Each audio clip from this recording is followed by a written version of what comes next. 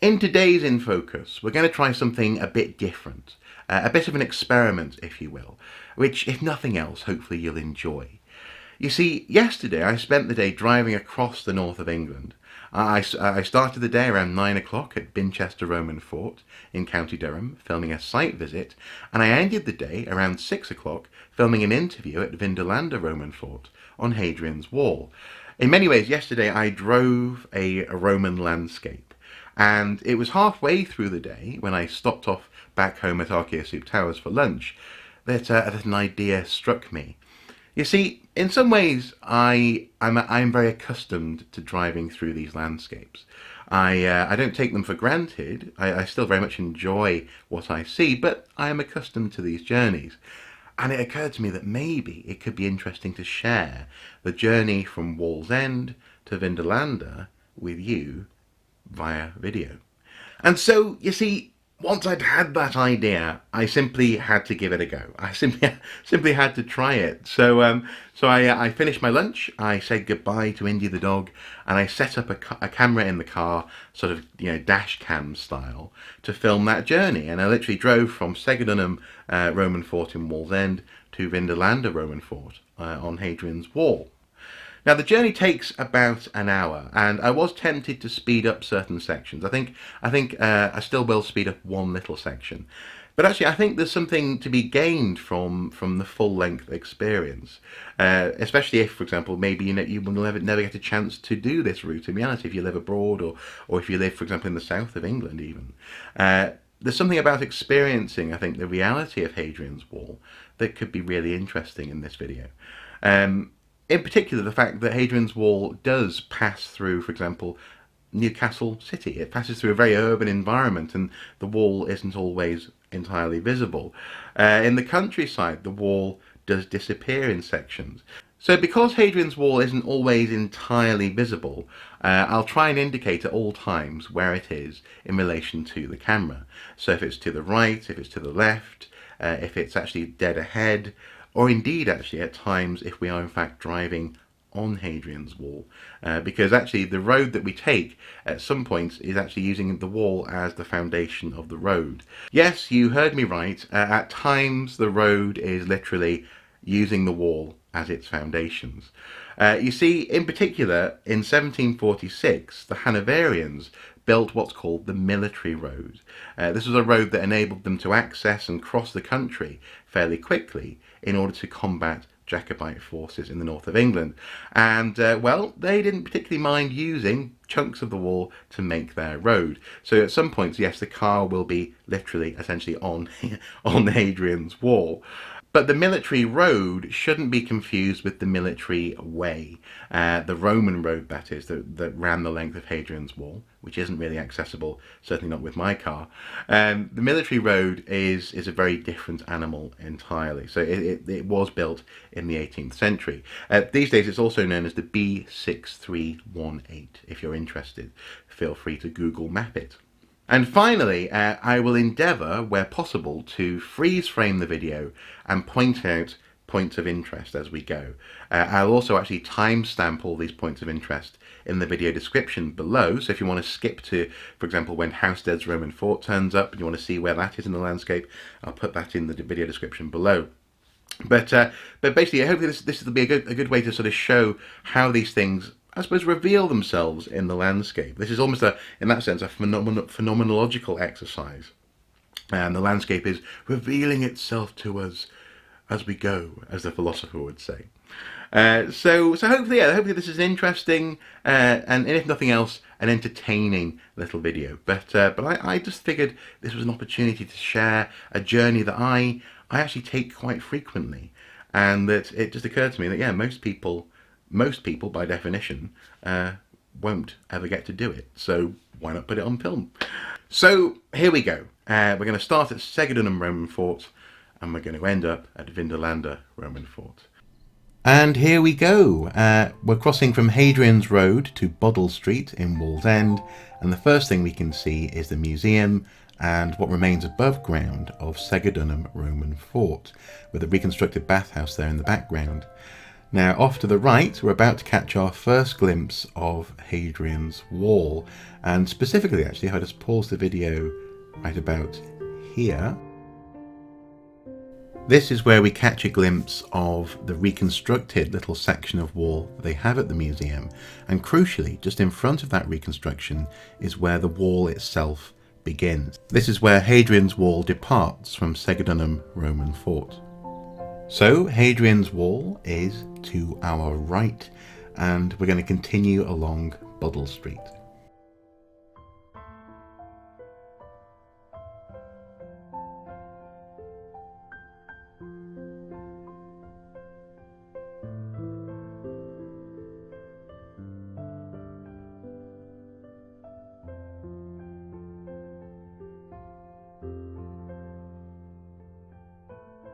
Now, I'm not going to mention every Milecastle that I can, but as we bear right here onto what's called the Fossway, the presumptive location of Milecastle number 1 is coming up on the right-hand side. In fact, it's pretty much on the road if you turn right at this roundabout. So the first of the little square turret Milecastles was probably to the right here, and I'll mention Milecastle number 2 as we come up to that here on the Fossway. So the Fossway pretty much follows the line of Hadrian's Wall. At some point it crosses the wall, so the wall will be on our left hand side. And it may seem strange to some people watching that eventually people did in fact build over Hadrian's Wall in such a utilitarian way. These are just housing estates. But funnily enough, on Victorian maps, for example, there was always an awareness of where the wall was. So Segedunum Roman fort that we saw at the beginning of the video actually did have a series of houses that were built to house coal miners and shipyard workers built on top of it. But in the maps which were produced at the time, they definitely drew in dotted lines. This is the site of Segedunum Roman fort. It's actually a basic principle of archaeology that subsequent buildings on a site or on an area tend to respect the alignments of previous buildings.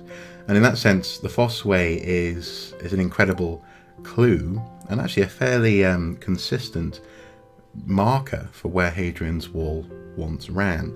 So I think it's pretty much still more or less on the right, or maybe coming into the middle of the road now, and soon it will be on our left.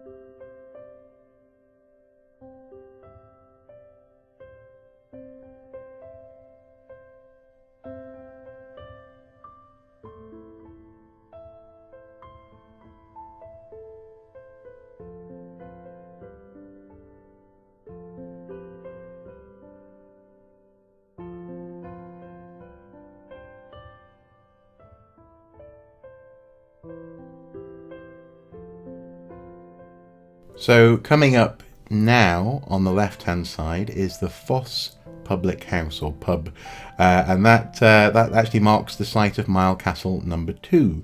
So now Hadrian's Wall is on the left hand side, but also hopefully you've got a sense of the distance between these Milecastles. Now I know obviously they're a mile apart apparently, but crucially it gives you a real distance sense of how far it was between these little garrisons, I guess, on Hadrian's Wall, and that distance is fairly consistent along the entire length of the wall.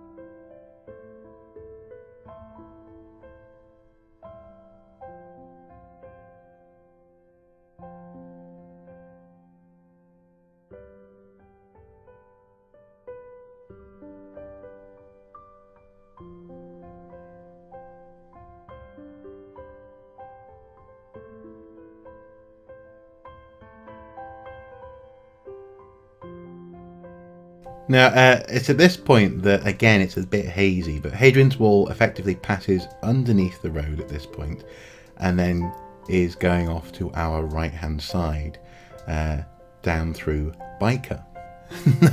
Now, I know that for some people watching this, Byker will be familiar to you from the kids show Byker Grove, but I assure you Byker is a real place, and for some reason I didn't actually go down Shields Road or down the High Street, but essentially the wall is to be seen there to this day. There's a little section still visible above ground, but back in the year 2000 there was quite a big excavation that happened on Shields Road, where they confirmed the location of Hadrian's Wall and also some pits in front of the wall.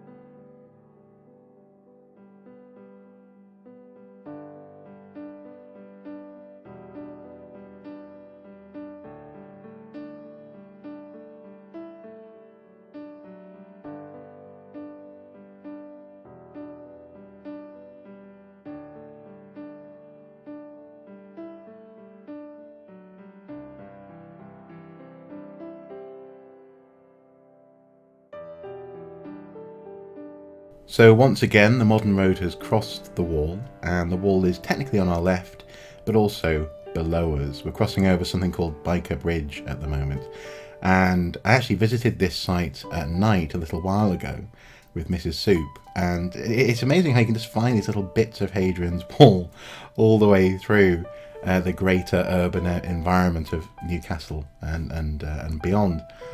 It's, in that sense, it's a real pleasure.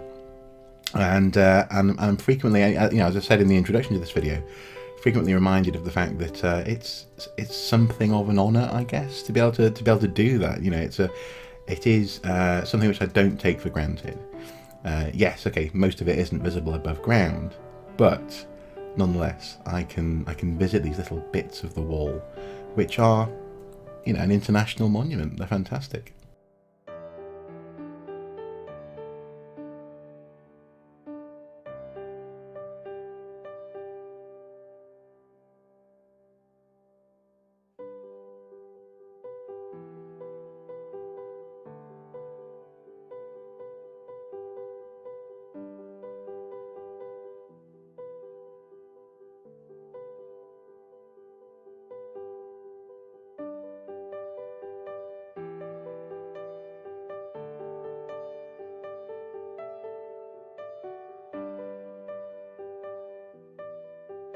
Here we're pretty much pointing into the heart of Newcastle, and Hadrian's Wall does continue straight through the city. But for the sake of ease of driving, and also frankly avoiding bus lanes, this kind of thing, I actually have to take a detour around the city. But that doesn't mean that there's nothing to say. This is the section of the video that I was tempted just to speed up and just get around the city as quick as possible. And I probably will, but in the meantime, let me just say that actually the wall passing through Newcastle is also quite interesting. You can't really see it unless you know where to look. But what you can see, and what is obvious, is the way in which Newcastle has a very pragmatic relationship with its heritage. For example, the wall passed through the area where they wanted to build a train station. So they built the train station. The Victorians pretty much knocked down the wall, and rumour has it used chunks of the wall in the fabric of the train station building. The wall passes underneath the Lit and Phil, or the Literary and Philosophical Society of Newcastle, which is rather pleasing. Essentially a very interesting collection of historical resources and a library that certainly appreciates where the wall was. There's a little plaque on the outside marking it. So if you know where to look, you can still see where the wall was, and there's even little elements of, for example, there's a bar called the Milecastle pub or club or whatever. So it is there to be seen, but it's not above ground. It simply has been obliterated by modernity, and that's what I mean by a pragmatic relationship with the past. Newcastle's always been a very forward-looking city, and that's not a bad thing by any means. So when industry, when trade and commerce offered an opportunity, they grabbed it with both hands, and this often meant that vestiges of the ancient past were lost in the process. Okay, so I think I'm just gonna speed us up and get us back on track, as it were. So this is essentially just a detour going around Newcastle. But something that you might find interesting is that to our left at the moment is not too far away, the football ground for Newcastle United. So we're about, I don't know, maybe 2 miles away from the football ground, just in case you're interested. But anyway, onward.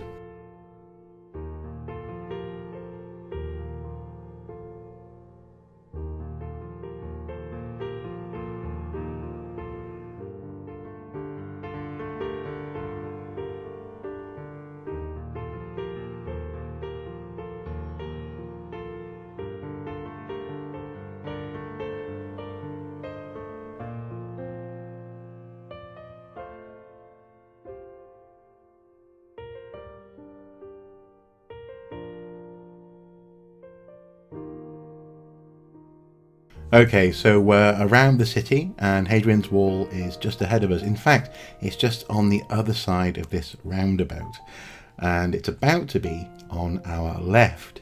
And this is also actually when we finally get another glimpse of the wall itself. Again, not much of it remains above the ground, but this personally is one of my favourite bits of Hadrian's Wall. This bit of Hadrian's Wall is, it really reminds me essentially of this relationship between the wall and the city. So if I just pause it about, let's see, here. This is the West Denton section of Hadrian's Wall. There is actually a little turret on the other side of the roundabout, so directly behind where we are now. But this, I just love this bit of wall. It really just reminds me that there's Hadrian's Wall. And this is really also where the wall sets out across the country. It's now leaving the Newcastle city environment and heading out towards Northumberland beyond. Also, look here, we seem to be passing Thomas the Tank Engine.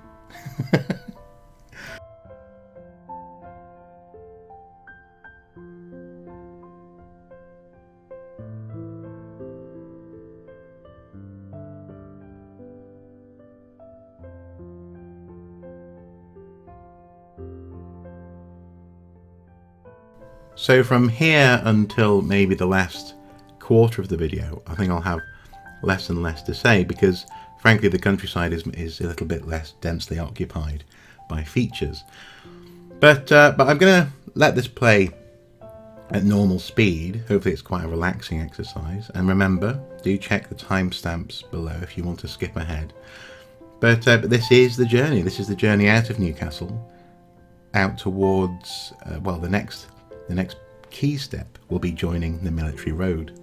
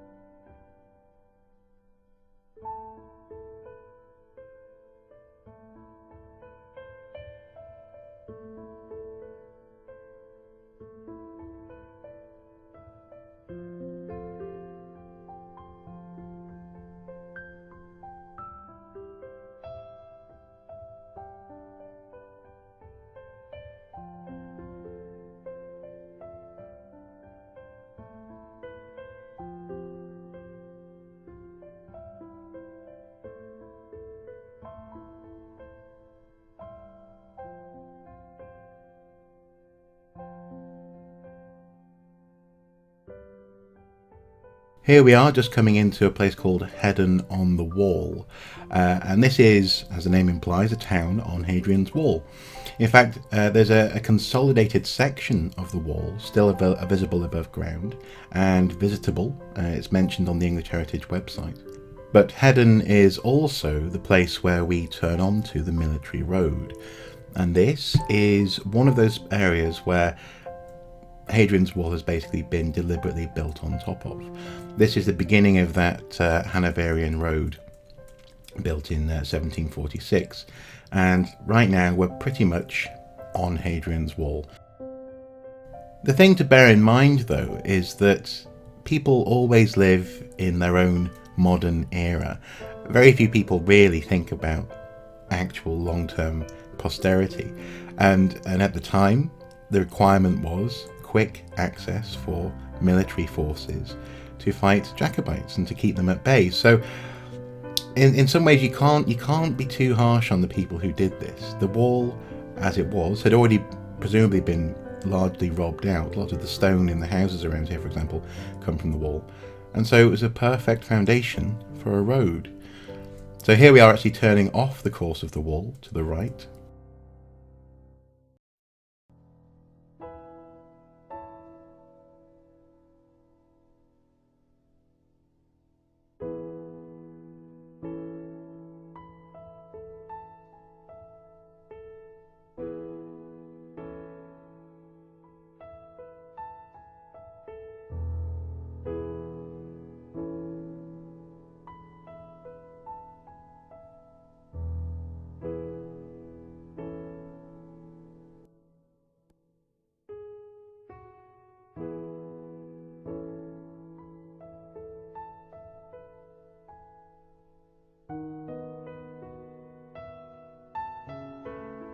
And after a little dog's leg, we're back on the course of the wall. Now, just a little note on the route that we're taking. This isn't, as it were, the quickest or my preferred route to get to Vindolanda. In fact, that little dog's leg we just went around took us over the A69, the motorway that we came out of Newcastle on, and that's by far the quickest and most efficient way across the country. And then you obviously turn off where you want to intersect with Hadrian's Wall. But this is by far and away the closest that you can get to the route of Hadrian's Wall by car. So the road is a bit bumpy, it's not the best quality, and so sometimes the camera may be a bit jerky. But we've done our best.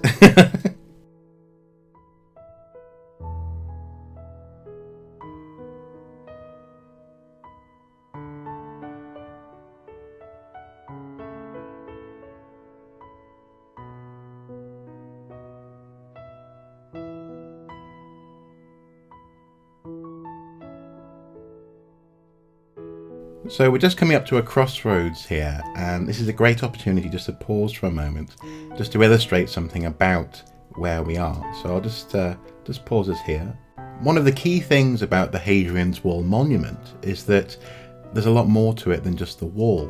There's a series of mounds and ditches and defensive works that were key in controlling the landscape.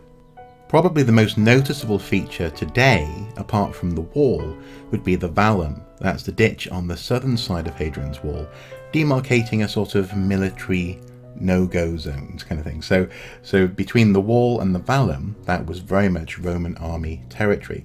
The military way runs along this zone, and that's where the soldiers would have marched from place to place. Now, if we're currently driving essentially on the wall, the Vallum is very much to our left. And if we take a moment to zoom out from the spot where we've paused at this crossroads, you can actually play a really interesting game with Google Maps and try and spot the Vallum running through people's farmland and fields. Can you see, for example, the slightly lighter crop marks where the Vallum runs to the south of the military road, or that is to say, Hadrian's Wall?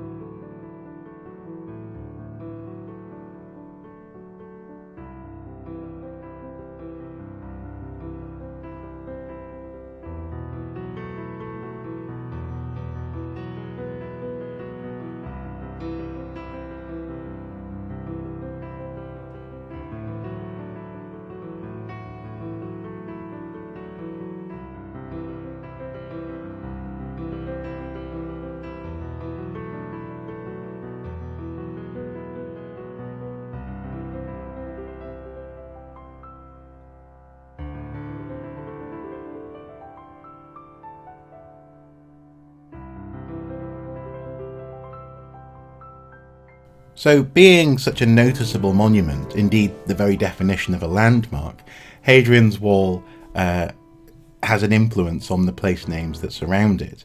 I've mentioned in a previous video about a place just up the road from where I live called Walker, which comes from the Old Norse Waldkjær, meaning marsh by the wall. In fact, Byker, that we passed through earlier in this video, is Byker, town, as it were, by the marsh.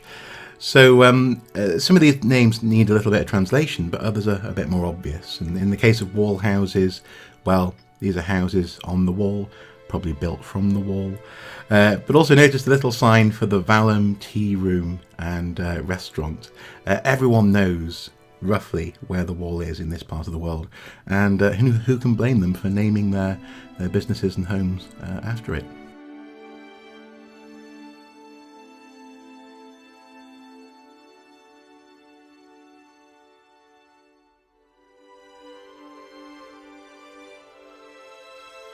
Now you'll probably notice coming up on the right here, there are people walking the road. This is actually the official Hadrian's Wall trail. So people who want to walk from west to east or east to west along Hadrian's Wall, this is the way they go.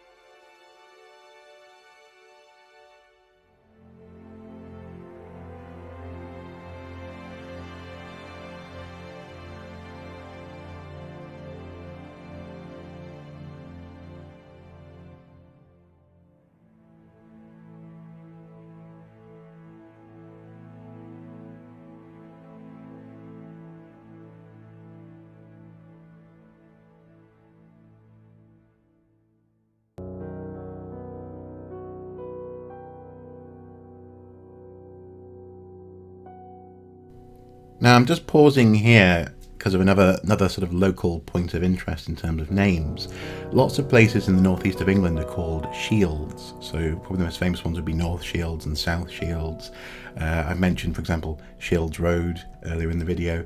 And shields aren't the things you use to defend yourself in battle. In this context, actually, it's a sort of a mutation of the word shiel or shill, which is a type of house or building.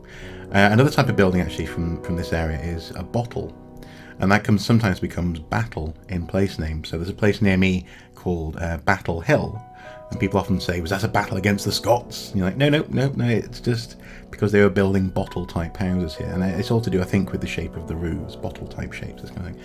So it's nothing really to do with Hadrian's Wall per se, but a little tidbit of information.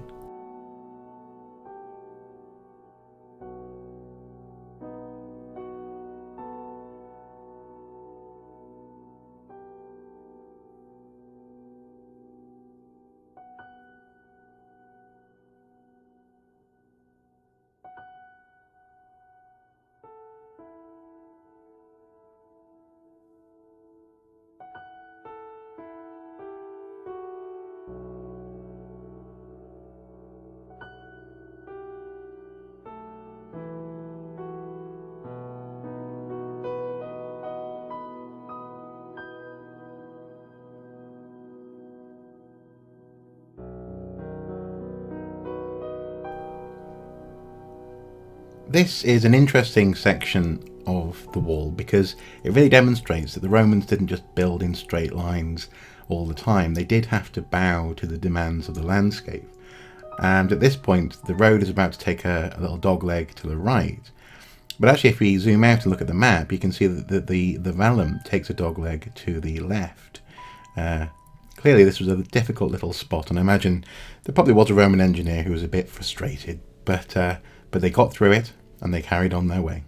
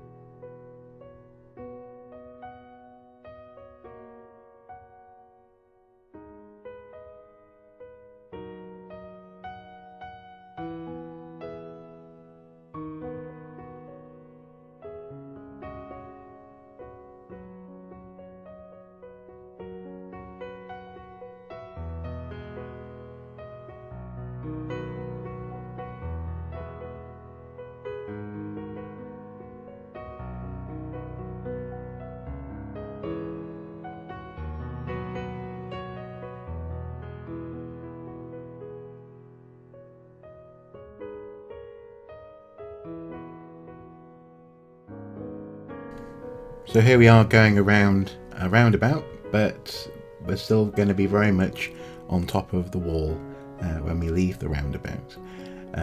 It's as I say, it's one of those things where I think this really challenges how lots of people view Hadrian's Wall. They tend to see the very dramatic images, especially, for example, Sycamore Gap, which we will see towards the end of this video. But a lot of Hadrian's Wall has been essentially built over, and as I say, you can't really blame the people who did it. You know, at the time they did it for a good reason, and people had no sense of posterity in that sense. You know, there was no UNESCO, there was no World Heritage status, and Hadrian's Wall was both a very handy resource. You know, the stonework was pre-cut, and it was useful for farm walls, for farmhouses, for pigsty, you know, for everything, pigsties. But also it was also a bit of an inconvenience. I'm reminded of my favourite castle of all time, and that is Conwy Castle in North Wales, where people for a long time felt hemmed in by those town walls when they ceased to be functional, as Hadrian's Wall certainly ceased to be functional long before, for example, Scotland came into being.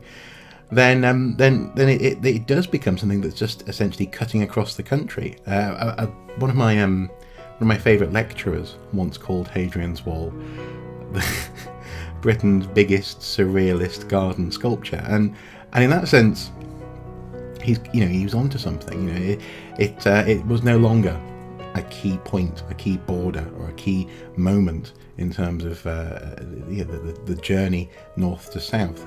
It was kind of in the way. So a resource and a bit of a hindrance. So who can blame people in that sense for building on top of it, for using it as a foundation for what they saw as the modern world, the foundation for literally the road ahead.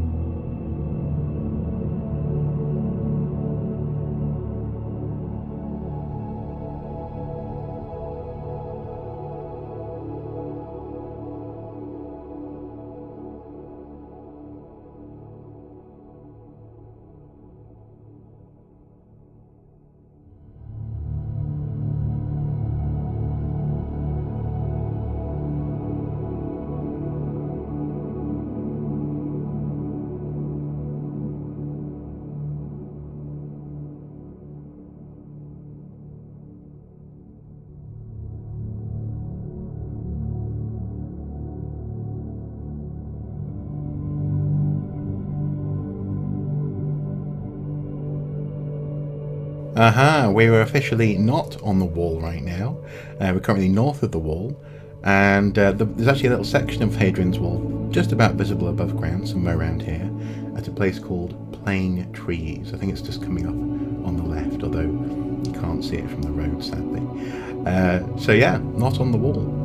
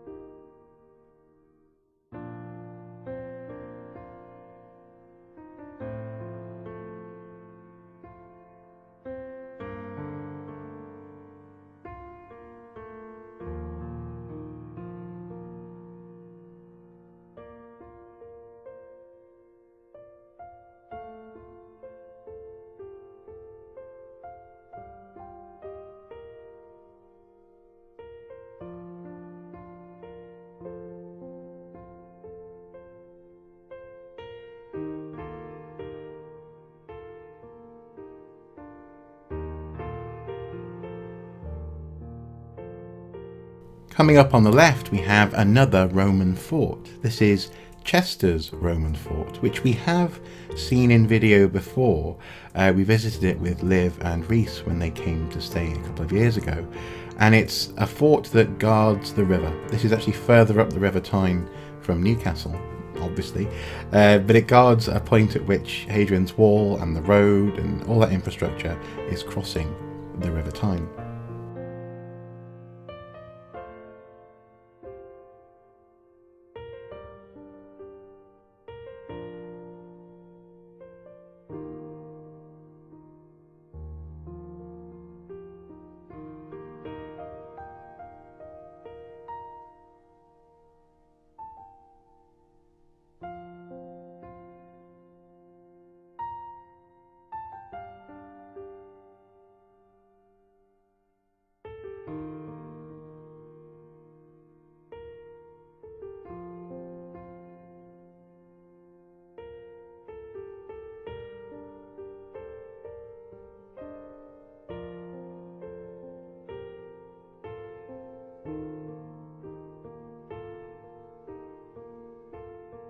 Here's another place name inspired by Hadrian's Wall, Walwick or Walwick. I'm not quite sure how the locals in this town would pronounce it, but it basically means wall town. This time, instead of B coming from Old Norse, it's Wick coming from Old English. Wick means town, or I suppose fort, small farmstead.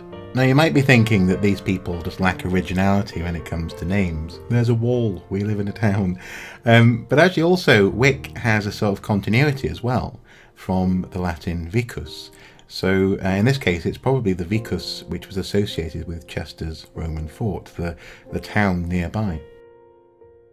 It's also at this point in Walwick that the wall actually literally passes through and goes to the right hand side of the road that we're on. So Walwick was literally built on the wall in that sense as well. A little bit further along this road there's also actually the visible remains, lumps and bumps of a turret from Hadrian's Wall. So yeah, we're still very close to the wall but not on it.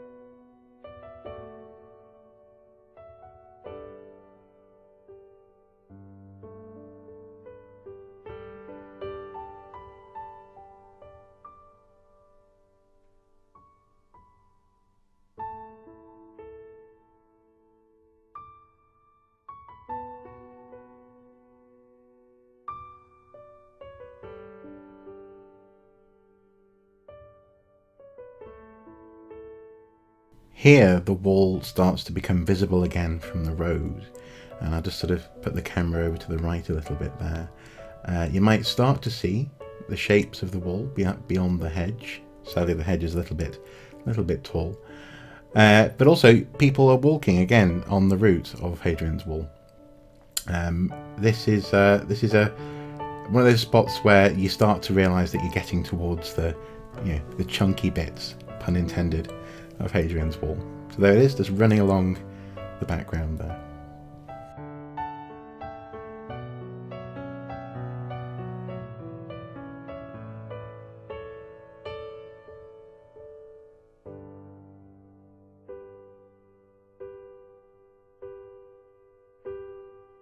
And just coming up here on the right is a marker stone.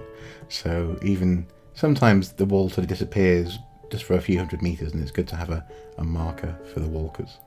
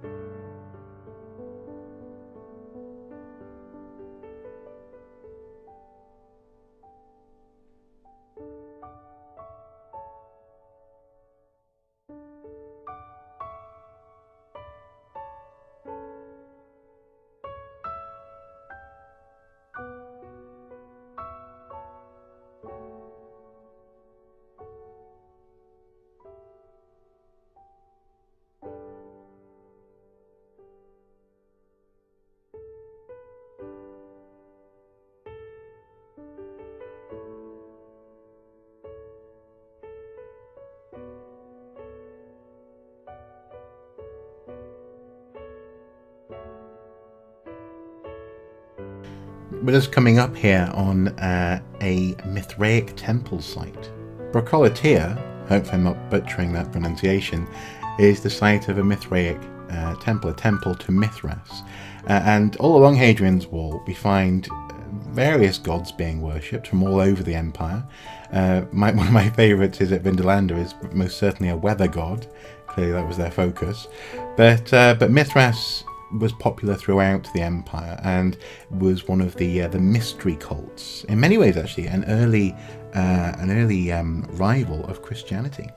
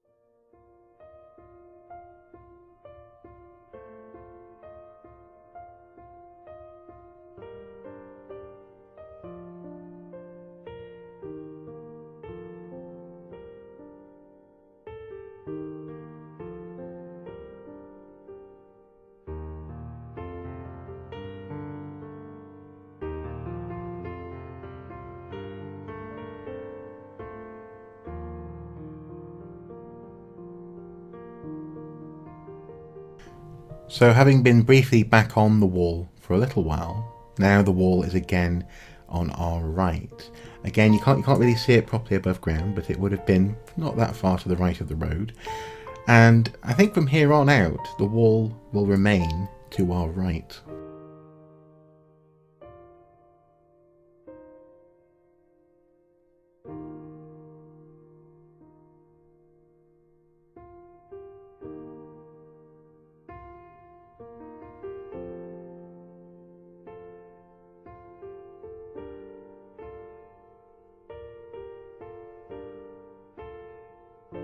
We're coming up on one of my favourite parts of this drive, and that is when the road really clearly cuts southwards across the Vallum, and it's right here. So I'll just highlight the shape of the Vallum ditch for you, just there, and I'll just take that away now.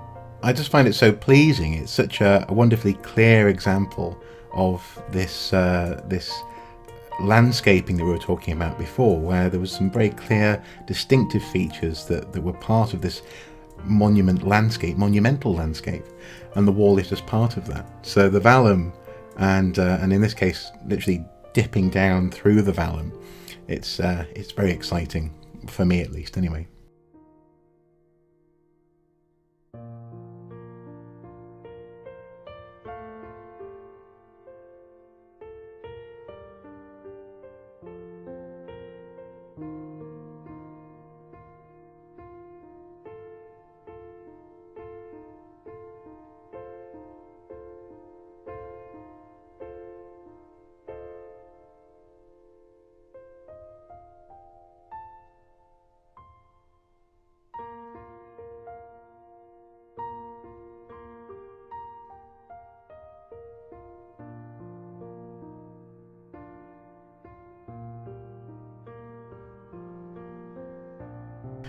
So now we're entering classical Hadrian's Wall country, and off to the right there's a very pronounced crag that starts to form, and it's a relatively gentle slope on this side of things, but leading up from the right, going further and further up, then there's a sudden drop, and it's on that crag that the most iconic portions of Hadrian's Wall were built.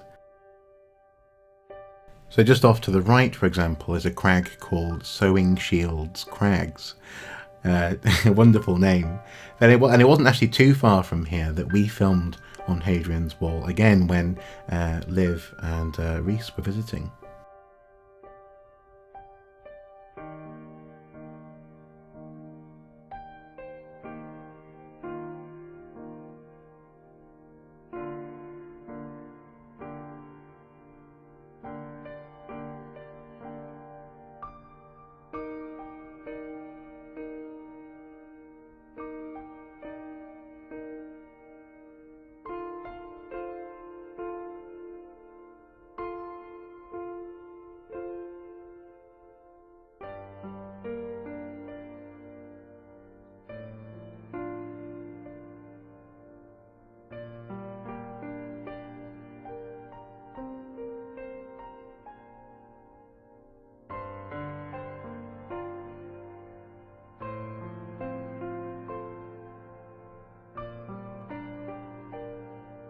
Now we're coming up on Housesteads Fort, a truly amazing fort, and actually the camera here just doesn't do it justice. You essentially get a plan view of the fort on the hillside as you're driving past. The view is spectacular, and I suppose it's probably one of my most aesthetically pleasing forts. It's one of the forts I would choose to paint, you know, if I had the inclination to just go out and paint a Roman fort. It's a beautiful fort on Hadrian's Wall.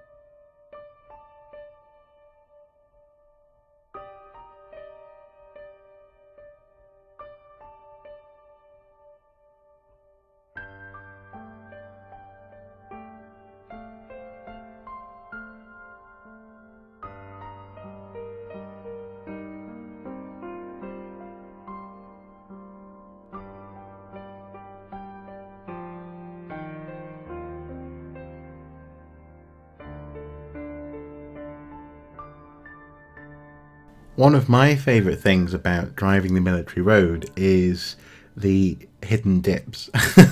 All along the length, especially of this section of the military road, are lots of very sudden drops, and that's reflected in also the shape that Hadrian's Wall has to take in its undulating construction. But sometimes you just get these moments where you're like this one here. There's a dip, and it doesn't look as bad as it feels in the car, but at the bottom of the dip you get these scrapes where clearly vehicles that are a bit too big for the road have bottomed out. And my worst ever incident of this was coming to Vindolanda and coming across a truly massive American vehicle. It was like a caravan that was the size of a bus. And this guy, I mean, he was brave or he was stupid, I don't know, but he was definitely damaging his vehicle.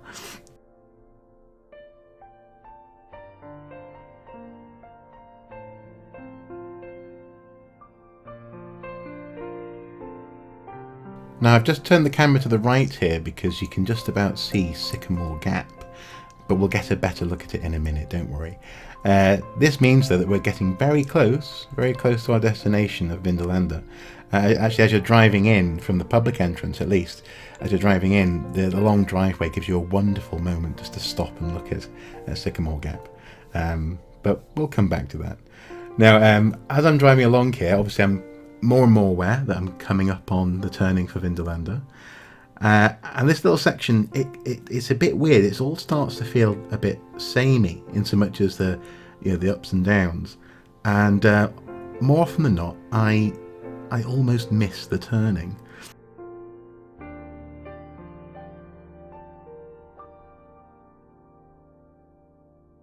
So here you go. With hindsight, there's a road sign warning me that there's a turning coming up. And yet somehow, I think it's just something about the buildings and the trees. I just go, where am I going? And then, oh no, almost missed it. So that was a slightly late turn there. You'll also notice that I've changed the wall position indicator. This doesn't mean that we're on the wall, but rather, in this instance, the wall is behind us. So this is the first time we've really headed south away from Hadrian's Wall, and I figured this is how I'd acknowledge that.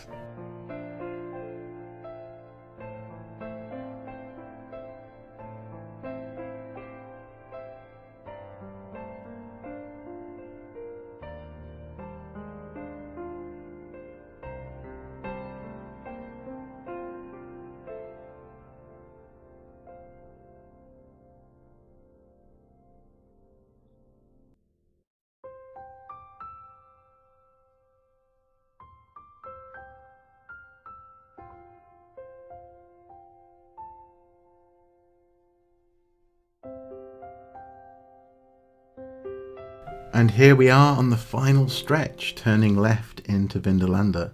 This long driveway is both wonderful and slightly scary. It's wonderful because it's just, you're getting excited. You're heading towards the fort itself, but also a little bit like on the military road before. I've had run-ins with vehicles that are just too big for this road and shouldn't really be trying to get down here. And so sometimes it can be a bit scary.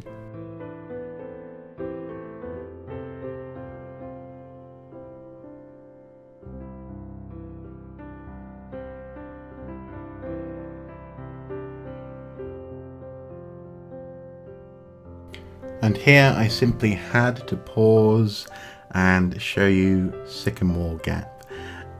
Sycamore Gap is probably the most iconic part of Hadrian's Wall. It's one of the most photographed portions, certainly, and it's iconic because, of course, it appears in Kevin Costner's Robin Hood movie, the Prince of Thieves, in that infamous journey from from the Channel on the south coast to Nottingham via Hadrian's Wall in one day. So he travels a very long way apparently, and completely out of his way on his way home. That's obviously where he has his fight with the cousin of the Sheriff of Nottingham's men, and also where Morgan Freeman is praying up on top of the crag there. So yeah, it's a wonderful place. There's loads of postcards to be had at the museum. I just thought I'd show you it.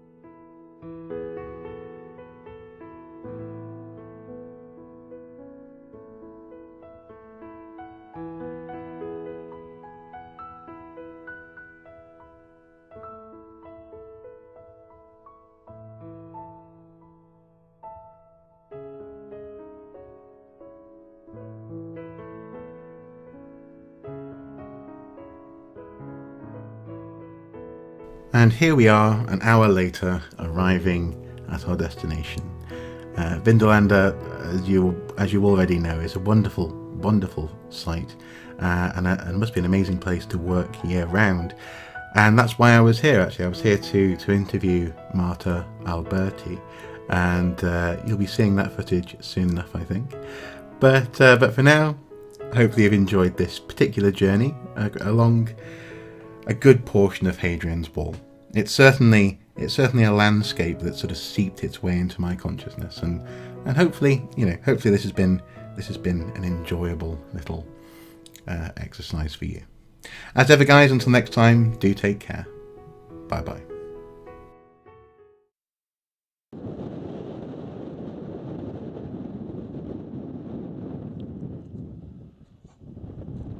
Just in case they blow off. Worried they'll come off the wall.